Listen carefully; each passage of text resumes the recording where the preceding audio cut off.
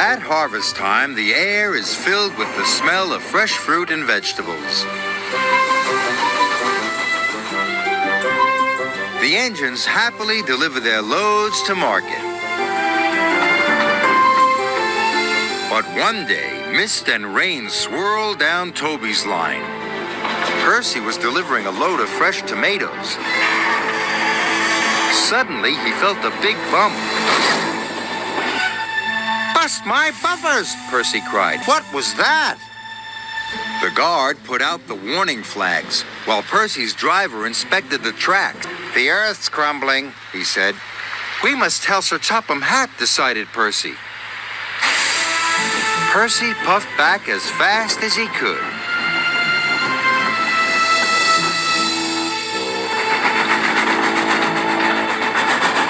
"I've got important news. The tracks on Toby's line are wobbly." Puffed Gordon. "Old and wobbly, just like Toby. That's not news. Can't stop to listen to your silly chatter." "Gordon never listens to me," muttered Percy. Next, he spoke to Sir Topham Hatt. Sir. "Not now, Percy. Thomas, you are to collect the prize bull. He's at the farm on Toby's line." "Yes, sir." "But those tracks are wobbly," cried Percy. "They are safe enough," said Sir Topham Hatt. "Bye, Percy." "Nobody ever listens to me." Thomas was carefully chuffing through the rain. Soon he had collected the farmer's bull and was on his way back. The rain had made the tracks more wobbly than ever. Suddenly there was a deep rumbling sound. Thomas's driver applied the brakes, but it was too late.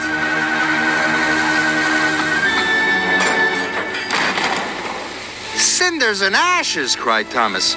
"We're stuck!" And they were.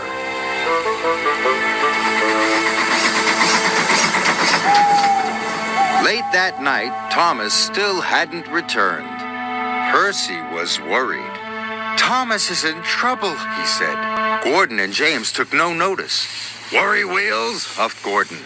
"Fussy funnel," said James.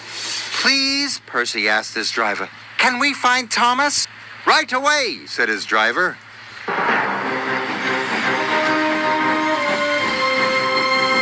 Percy was nervous, but his lamp shone brightly in the dark. The tracks creaked and wobbled, but Percy pressed on.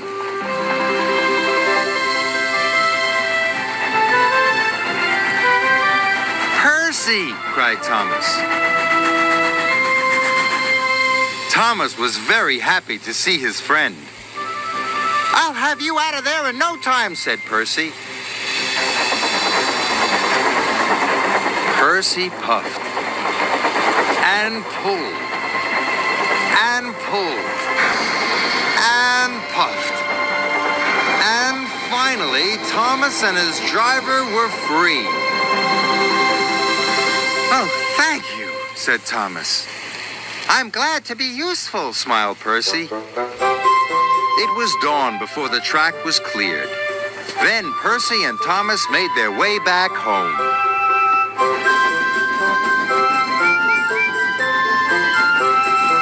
"Thomas is here," whistled Percy. "Percy saved the day," said Thomas. Agreed the bull. "I'm sorry, Percy," said Sir Topham Hatt. "We must do a better job of listening to you in the future." Percy was pleased.